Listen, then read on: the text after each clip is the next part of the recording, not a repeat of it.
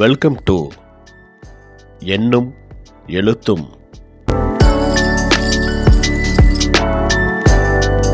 அனைவருக்கும் வணக்கம். 3ஆம் பருவம் 4ஆம் வகுப்பு கணக்கு பாடம் பயிற்சி புத்தகத்தில் முதல் பாடம் வடிவியல். இந்த பாடத்தில் கொடுக்கப்பட்டுள்ள கேள்விகள் மற்றும் விடைகளை இந்த வீடியோவில் பார்க்க போகிறோம்.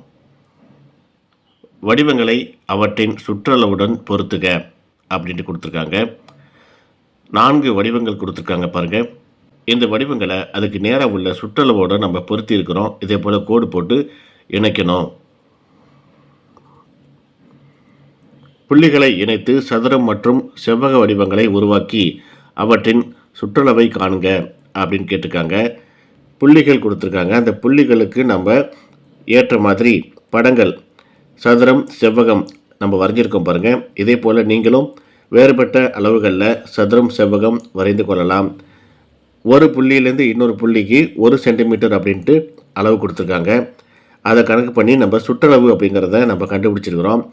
4 பக்கங்களின் கூடுதல் சுற்றளவு அப்படிங்கிறது நமக்கு தெரியும். இங்கே வரையப்பட்டுள்ள அந்த படங்களை பாருங்கள். அதுக்கு கீழே நான் சுற்றளவு எவ்வளோ அப்படின்னு சொல்லிட்டு நான் போட்டிருக்கேன் பாருங்கள். இதே போல் நீங்களும் வரைந்து சுற்றளவை கீழே குறிக்கணும். சரியான விடையை தேர்ந்தெடு. அதிக சுற்றளவு கொண்ட வடிவம் எது அப்படின்னு கேட்டிருக்காங்க. 4 வடிவங்கள் கொடுத்துருக்காங்க பாருங்கள். இதில் கடைசியாக கொடுக்கப்பட்டுள்ள இஎன்ஆ அப்படிங்கிற படத்தை பாருங்கள். 10 சென்டிமீட்டர் நீளம், அகலம் 7 சென்டிமீட்டர் அப்படின்னு கொடுத்துருக்காங்க.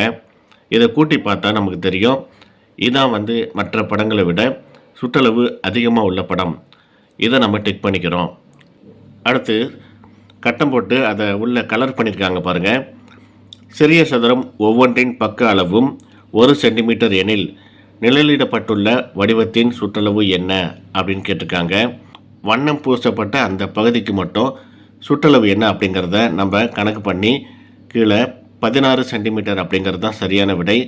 இதை நம்ம டிக் பண்ணியிருக்கிறோம். வினாக்களுக்கு விடையளி.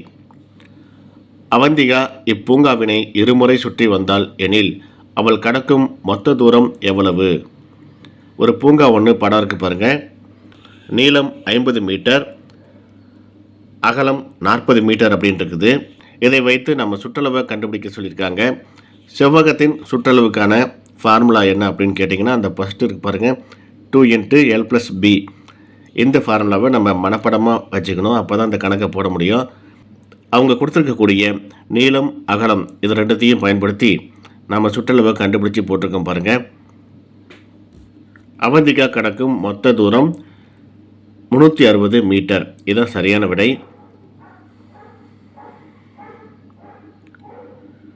மதனுடைய வயல் செவ்வக வடிவில் உள்ளது. வயலின் நீளம் அதன் அகலத்தைப் போல 2 மடங்கு உள்ளது. வயலின் அகலம் 20 மீட்டர் எனில் அதன் சுற்றளவை காண்க அப்படின்னு கேட்குறாங்க. நீளம் அகலம் 2மே நமக்கு தெரிஞ்சால் தான் சுற்றளவை கண்டுபிடிக்க முடியும். இங்கே பார்த்தீங்கன்னா அகலம் மட்டும் கொடுத்துருக்காங்க. நீளம் எவ்வளோ அப்படின்னு சொல்லி கேட்டிங்கன்னா, அகலத்தை விட 2 மடங்கு அதிகம் அப்படின்னு சொல்லி கொடுத்துருக்காங்க. அகலம் 20 மீட்டர் அப்படின்ட்டு முதல்ல போட்டிருக்கோம். நீளம் அப்படிங்கும்போது அதை விட 2 மடங்கு அதிகம் அப்படின்னு சொல்லியிருக்காங்க இல்லையா? அதனால் 2 × 20 40 மீட்டர் நீளம் அப்படிங்கிறத நம்ம போட்டிருக்கோம். செவ்வகத்தின் சுற்றளவுக்கான ஃபார்முலா 2 × L+B அதை போட்டிருக்கோம்.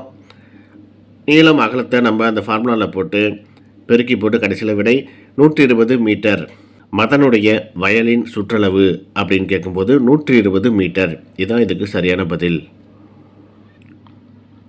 பூங்காவை உற்று நோக்கி பின்வரும் வினாக்களுக்கு விடையளி அப்படின்ட்டு ஒரு பூங்கா படம் போட்டிருக்காங்க. இந்த படத்தில் அளவுகள் கொடுத்துருக்காங்க. நீளம் அகலம் எல்லாமே கொடுத்துருக்காங்க பாருங்கள்.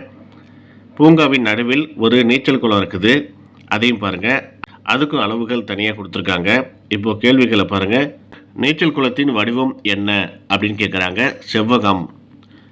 நீச்சல் குளத்தின் சுற்றளவு என்ன அப்படின்னு கேட்குறாங்க. 90 மீட்டர். நீச்சல் குளத்தின் நீளம் 30 மீட்டர், அகலம் 15 மீட்டர் அப்படின்னு இருக்குது. இதை வைத்து நம்ம கணக்கீடு செய்து பார்க்கும்போது இதுக்கு சரியான விடை 90 மீட்டர். 3வது கேள்வி, நீச்சல் குளத்தின் நீள அகலத்தை 2 மடங்காக்கினால் அதன் சுற்றளவு என்னவாக இருக்கும்? சரியான விடை 2 மடங்காகும்.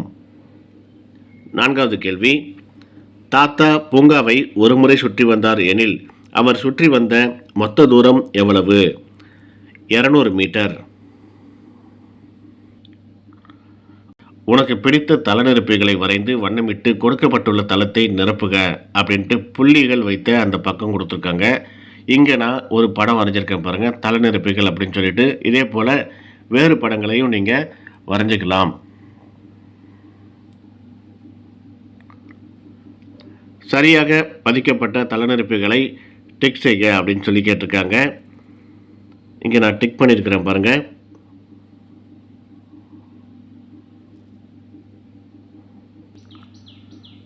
தளநிரப்பிகளாக பயன்படுத்தக்கூடிய வடிவங்களுக்கு வண்ணம் தீட்டுக அப்படின்னு கொடுத்துருக்காங்க. எந்தெந்த படங்களை நாம் தளநிரப்பிகளாக பயன்படுத்த முடியும் அப்படின்ட்டு பாருங்கள். நான் அதுக்கெல்லாம் கலர் பண்ணியிருக்கிறேன். இதே போல் நீங்களும் கலர் பண்ணிக்கலாம். படத்தில் உள்ள வடிவங்களை எண்ணி எழுதுக அப்படின்னு கேட்டிருக்காங்க. இங்கே ஒரு படம் கொடுத்துருக்காங்க பாருங்கள். இந்த படத்தில் சதுரம், செவ்வகம், முக்கோணம் இந்த மாதிரி படங்கள் எல்லாமே கலந்துருக்குது. இதை நம்ம எண்ணி எழுத சொல்லியிருக்காங்க. இந்த படத்துக்கு பக்கத்துலேயே ஒரு அட்டவணை கொடுத்துருக்காங்க பாருங்கள். வடிவம், எண்ணிக்கை அப்படின்னு கொடுத்துருக்காங்க பாருங்கள். எந்தெந்த வடிவத்தில் எத்தனை இருக்குது அப்படின்னு சொல்லிட்டு நாம் எண்ணி எழுதியிருக்கிறோம். இதே போல் நீங்களும் எழுதிக்கிங்க. புதிர் வெட்டு வடிவங்களை உற்று நோக்கி உரிய வண்ணம் தீட்டுக அப்படின்ட்டு கொடுத்துருக்காங்க. இங்கே கீழே பாருங்கள். இந்த படத்தில் நிறைய உருவங்கள் இருக்குது. ஒவ்வொன்றுக்கும் ஒவ்வொரு கலர் கொடுத்துருக்காங்க. இங்கே பக்கத்தில் நமக்கு பயிற்சிக்காக கொடுத்துருக்காங்க. இந்த படத்தை பாருங்கள். நிறைய உருவங்கள் கொடுத்துருக்காங்க. எந்த உருவத்துக்கு எந்த கலர் அப்படிங்கிறத இங்கே நம்ம பார்த்து கரெக்டாக நம்ம அந்த உருவத்துக்கு பொருத்தமான கலரை இங்கே அடிக்கணும்.